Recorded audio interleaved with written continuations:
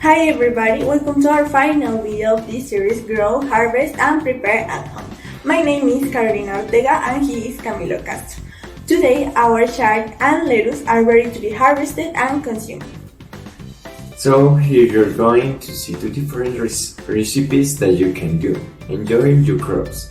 However, we are going to start with a brief recap of the whole process with all the challenges that we overcame.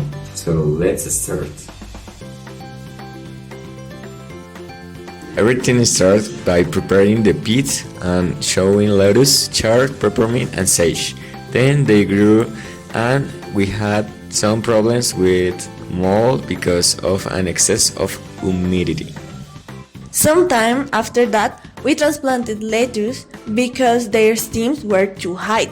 So we transplanted 4 of them and ate the rest of the seedlings. At the same time, chard and peppermint germinated. Then we transplanted the chard, again 3 of them. After the transplantation, they started growing a lot, really fast. There was a peppermint that grew in the lettuce flower pot, so it had a different speed in its growing process. You can see that lettuce and chard continued growing with big leaves, but then we had a problem. The substrate fly started to reproduce in our flower pot. The solution was to apply cinnamon because flies dislike its smell. Also, we planted garlic to repel plagues. After that, we knew that it was the cause of stress in our crop, due to the fact that their growth increased exponentially. We applied a microbial broth of lactic acid bacillus to improve the absorption of nutrients and also 2 infusions as a prevention pesticide, or cetyl plant and chamomile. Here you can see how our plants were before harvesting, with a vibrant green color, great size and perfect shape. So here we go with the recipes. First of all, we have to cook 2 eggs. Cut an avocado into pieces and peel the eggs. With that, we are going to mix and crush everything. Add salt, pepper and oregano. Then we select some leaves and wash them with bicarbonate and vinegar. Finally, we added vinaigrette to the mix and serve a brief amount in the leaf or the lettuce. It is a really good snack.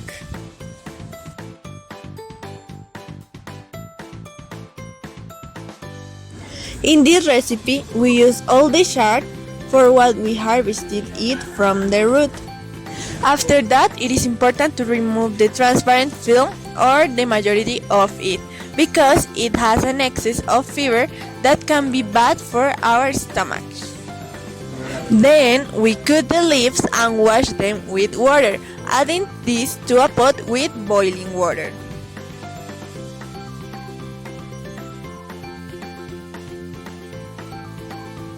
We have to wait until the water is fully evaporated. So, meanwhile, we chop tomatoes and onion to make a stew for the recipe. Now, we mix it with a little butter and we scramble 3 eggs to add with some salt, garlic powder and color. When it is fully cooked, it is ready. Well, the main idea was chard with scrambled eggs, not scrambled eggs with chard. But the amount of chard that results after cooking is really low. In spite of that, it was delicious. A really good breakfast or dinner with some rice. Well, I hope you have enjoyed all this process with us. It was really interesting to learn how we can have our own food in our home garden.